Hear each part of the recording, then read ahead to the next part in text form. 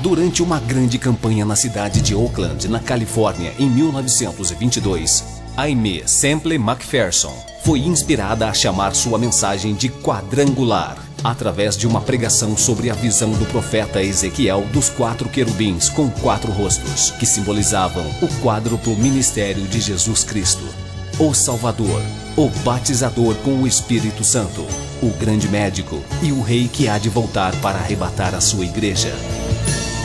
Sua mensagem nunca mudou, mas recebeu nova ênfase quando ela começou a proclamá-la com o nome dado por Deus. Evangelho Quadrangular.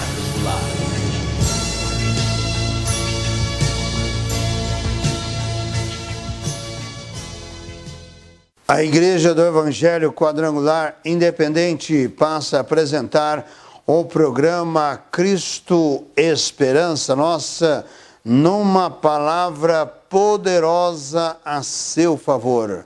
Você que está sofrendo, sem paz em sua vida, em seu coração, você que está dominado pelo poder do vício, do alcoolismo, do tabagismo, das drogas, você que está num leito da enfermidade, você que está lutando, batalhando contra uma doença, talvez os exames médicos não consta a sua doença, mas você sente a doença. Você que está na depressão, você que está sem paz, comece a partir de agora a colocar o Senhor Jesus Cristo como a esperança para a sua vida. E nós estaremos, dentro de alguns instantes, formando a cadeia da prece poderosa, quando estarei orando, intercedendo a Deus, em o nome do Senhor Jesus Cristo, a seu favor e a favor de todo o seu lar e a sua família.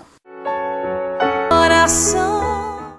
No livro de Atos dos Apóstolos, capítulo 1, versículo 4 e 5, nos diz: e estando com eles, determinou-lhes que não se ausentassem de Jerusalém, mas que esperassem a promessa do Pai, que disse ele: de mim ouvistes, porque, na verdade, João batizou com água, mas vós sereis batizados com o Espírito Santo não muito depois destes dias.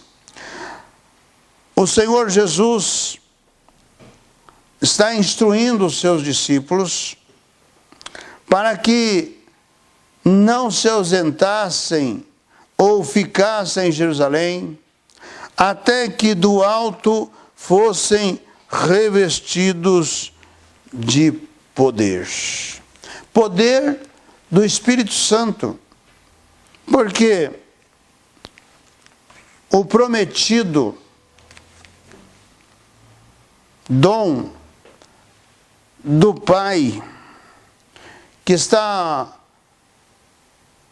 profetizado pelo profeta Joel, no capítulo 2 do livro que leva o seu nome, no versículo 28 e 29, está a promessa que nos últimos dias, disse Deus, derramarei do meu Espírito por sobre toda a carne. É o batismo no Espírito Santo que é o cumprimento desta promessa. No entanto, é descrito como ser cheios do Espírito Santo. Assim, batizados no Espírito Santo e cheio do Espírito, são usados termos equivalentes nas Escrituras.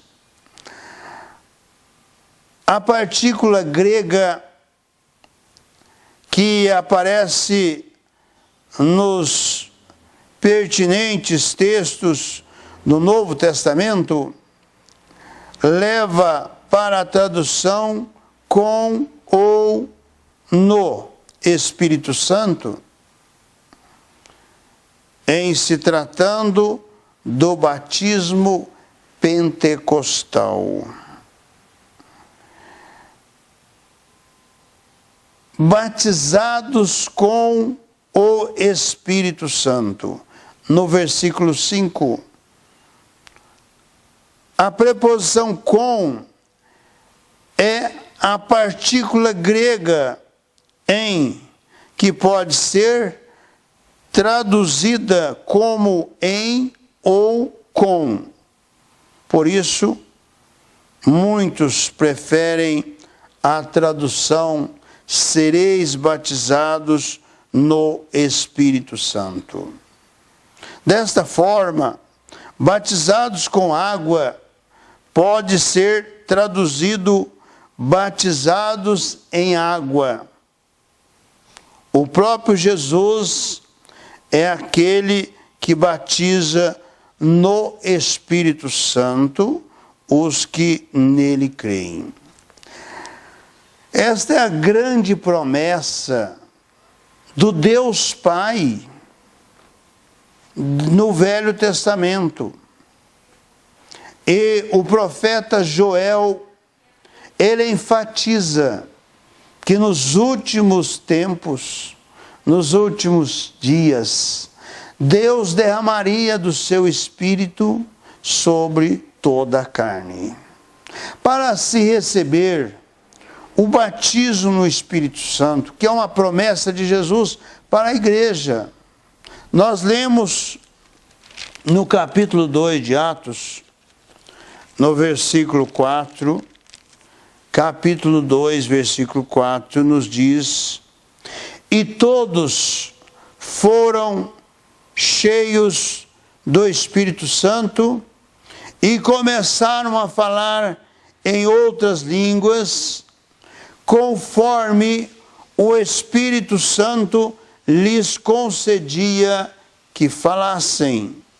E em Jerusalém estavam habitando judeus, varões religiosos de todas as nações que estão debaixo do céu. E correndo aquela voz, ajuntou-se uma multidão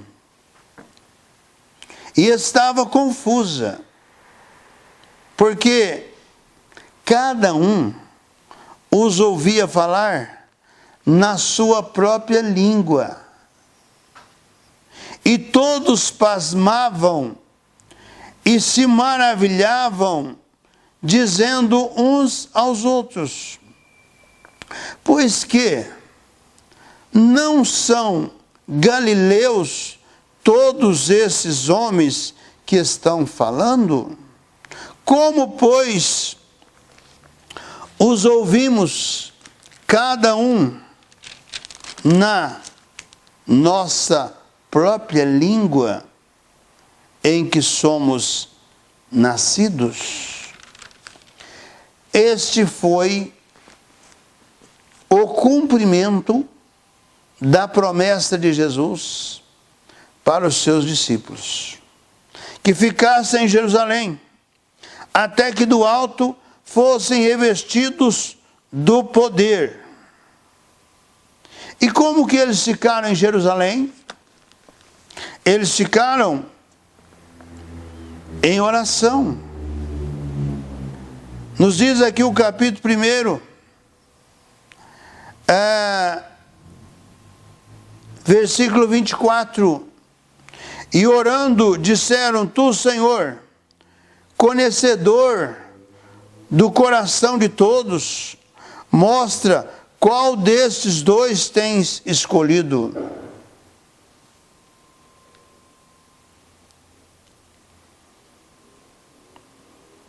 Para que tome parte neste ministério e apostolado, de que Judas se desviou para ir para o seu próprio lugar, e lançando-lhe sortes, caiu a sorte sobre Matias, e por voto comum foi contado com os 11 apóstolos. E neste mesmo versículo, aliás, mesmo capítulo, nos é relatado que, no versículo 14, que todos esses perseveravam unanemente em oração e súplicas com as mulheres e Maria, mãe de Jesus, e com os seus irmãos. E naqueles dias, levantando-se Pedro no meio dos discípulos, ora, a multidão junta era de quase 120 pessoas. Veja, o ministério de Jesus, todos os evangelhos, nos relata que Jesus estava sempre cercado de grande multidão. Jesus curou cegos, Jesus curou paralíticos, coxos, leprosos, Jesus ressuscitou mortos, Jesus fez maravilhas, e é por isso que as multidões estavam sempre apertando Jesus. Jesus onde estava, a multidão o apertava, porque naquela multidão havia pessoas de todo o interesse, havia pessoas que estavam querendo curas, havia pessoas que estavam ali por curiosidade para ver qual seria a reação de Jesus diante dos fariseus e saduceus, os religiosos da época que o combatiam veemente, inclusive por questões da lei de Moisés. Mas Jesus sempre tinha uma resposta, porque Jesus era o Deus encarnado. Jesus era o Deus que veio cumprindo a lei. Jesus veio para dar vida e vida com abundância.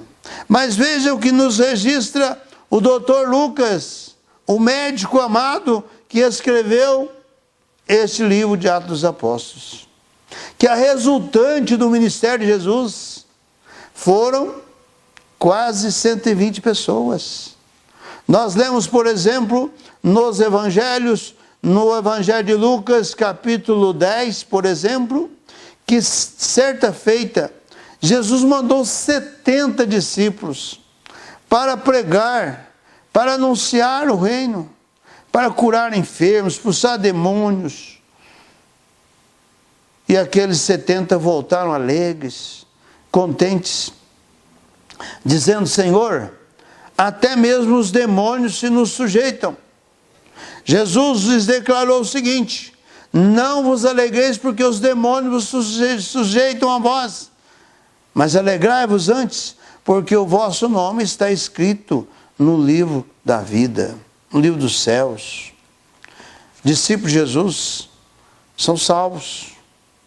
Aqueles que testemunham de Jesus, aqueles que recebem Jesus como Senhor da vida, Salvador de sua alma, têm o seu nome registrado no livro da vida. Por isso, nós vemos que não é a multidão que faz a representatividade do reino de Deus, mas são homens e mulheres lavados, remidos no poder do sangue de Jesus. Nós lemos aqui que até mesmo Maria, aquela que foi portadora do Filho de Deus, foi escolhida por Deus para que Jesus tomasse a forma humana. A mesma Maria que no Evangelho de Lucas, ela faz o seu cântico e declara: eis aqui a serva do Senhor, faça de mim segundo a sua vontade. Muitos que querem servir a Deus, se seguirem o exemplo de Maria, serão crentes que irão agradar a Deus e agradar a Jesus.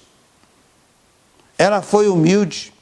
Nenhum dos evangelhos registra que em algum momento ela quis tomar uma posição especial para ela. Muito pelo contrário, ela ficou na sua posição de serva.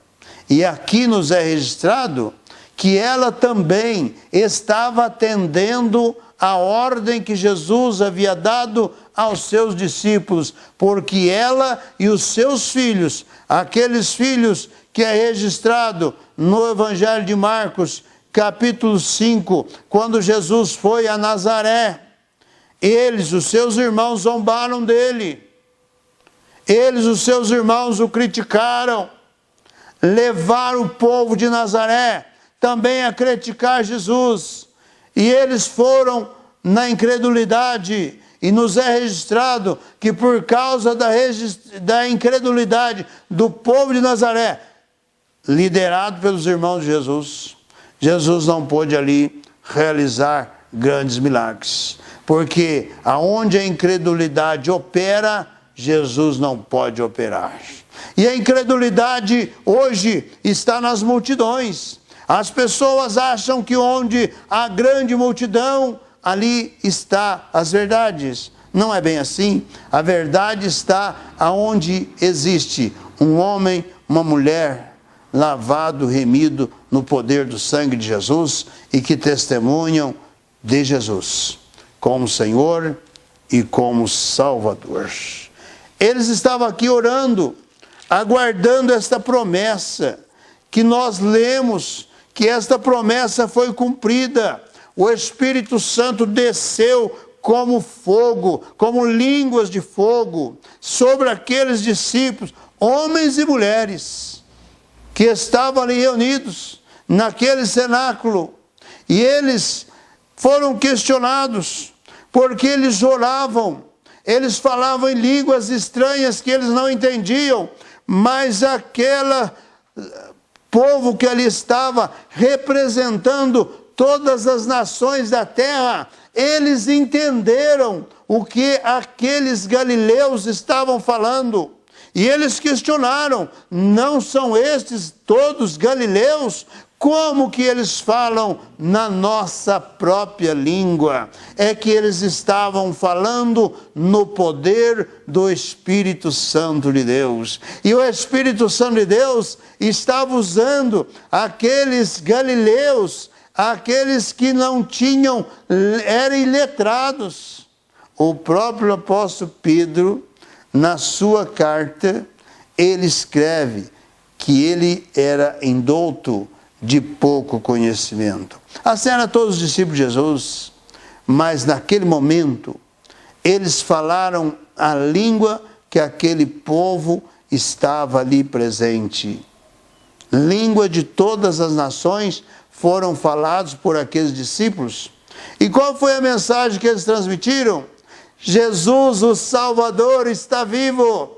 Jesus, o Salvador, Ele ressuscitou e Ele quer fazer uma obra no coração de vocês. Foi esta a mensagem do Espírito Santo para aquela multidão que ali estava de todas as línguas da terra.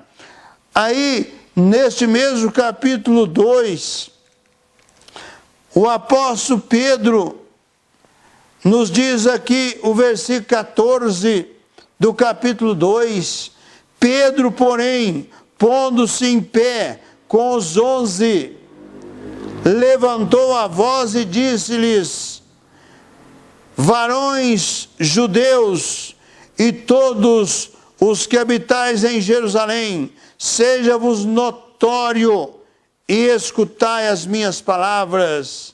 Estes homens não estão embriagados como vós pensais, sendo esta a terceira hora do dia. Mas isto é o que foi dito pelo profeta Joel. Nos últimos dias acontecerá, diz Deus, que do meu espírito derramarei sobre toda a carne, e os vossos filhos e as vossas filhas profetizarão, e os vossos jovens terão visões, e os vossos velhos sonharão sonhos. o apóstolo Pedro fez menção do profeta Joel, que a palavra de Deus estava se cumprindo. E no versículo de número 37 nos diz: ouvindo eles isto, compungiram-se em seu coração e perguntaram a Pedro e aos demais apóstolos: que faremos, varões irmãos? E disse-lhe Pedro: arrependei-vos e cada um de vós seja batizado em nome de Jesus Cristo para perdão dos pecados e recebereis o dom do Espírito Santo. Ninguém recebe o Espírito Santo sem primeiramente receber o Senhor Jesus como Senhor da vida e Salvador da alma. Há muitos movimentos religiosos que estão fazendo misturas, fazendo doutrinas falsas, dando lugar ao Espírito Santo sem a presença de Jesus. Primeiramente é Jesus, que é recebido como Senhor e da vida. E é o Espírito Santo que leva as pessoas a se converter a Cristo. E depois da conversão, o batismo no Espírito Santo, quem batiza no Espírito Santo é Jesus. As pessoas que querem este revestimento de poder, este batismo no Espírito Santo, elas precisam orar, precisam buscar em Jesus o batismo no Espírito Santo, porque é Ele, Jesus, o batizador no Espírito Santo. O evangelista João apresenta Jesus como o leão da tribo de Judá, o batizador no Espírito Santo. Por isto, também nos diz o versículo 41, de sorte que foram batizados os que de bom grado receberam a sua palavra, e naquele dia agregaram-se quase 3.000 almas, e perseveravam na doutrina dos apóstolos, e na comunhão, e no partir do pão, e nas orações. É isto que todo aquele que aceita e recebe Jesus deve estar praticando e fazendo, se tornando verdadeiro discípulo de Jesus, dando continuidade, sendo batizado nas águas, conforme Jesus declarou em Mateus, capítulo 19, Jesus deu a ordem para os discípulos ir fazer discípulos, batizando-os em nome do Deus Pai, em nome do Deus Filho, em nome do Deus Espírito Santo. No último capítulo do Evangelho de Mateus, capítulo 28, versículo 19. Portanto, ide, ensinai todas as nações, batizando-as em nome do Pai, e do Filho, e do Espírito Santo. Esta é a ordem de Jesus. É isso que Pedro ordenou que aqueles novos convertidos fizessem. E eles foram batizados em nome de Deus Pai, Deus Filho e do Deus Espírito Santo. Todos aqueles que recebem Cristo como Senhor e Salvador da sua vida e se batizam no Espírito Santo, no batismo das águas, ordenança que Jesus deixou à sua igreja, e também recebem aqueles que buscam o batismo no Espírito Santo. Feche seus olhos, vai comigo à cadeia da prece poderosa e estarei orando com você e por você. Senhor Jesus, de todo poder, de toda graça, visita, Senhor, nesta hora, esta vida que me assiste, que está crendo nesta Tua palavra, Senhor Jesus, que quer buscar poder, Senhor, do Teu Espírito Santo, quer Te aceitar, Senhor, como Senhor da sua vida, Salvador da sua alma, quer, Senhor Jesus, se tornar discípulo Teu. Toca nesta hora por sobre este coração, por sobre este entendimento, toca nesta vida agora, remove barreiras, remove empecilhos, abra as portas, Senhor, dá a Tua bênção, a Tua vitória, para que esta vida, Senhor, possa se tornar verdadeiro discípulo Teu, para testemunhar do Teu nome santo e glorioso, para receber de Ti as promessas, Senhor, que Tu tens para a Tua igreja. Dá a Tua bênção nesta hora. Visita, Senhor, aqueles que estão enfermos, problemáticos, perturbados, ó Deus, aqueles que já perderam até mesmo a esperança do seu viver. Senhor, toca nessas vidas agora, dominadas pelo vício, pela amarração do tabagismo, das drogas, do alcoolismo, da violência. Quebra as cadeias, desatas as amarras, para que esta vida seja curada, seja libertada. Em nome do Senhor Jesus, estou orando, declarando a bênção e a vitória por cada vida, por cada lar, cada família, em nome do Senhor Jesus. Participe dos trabalhos de nós.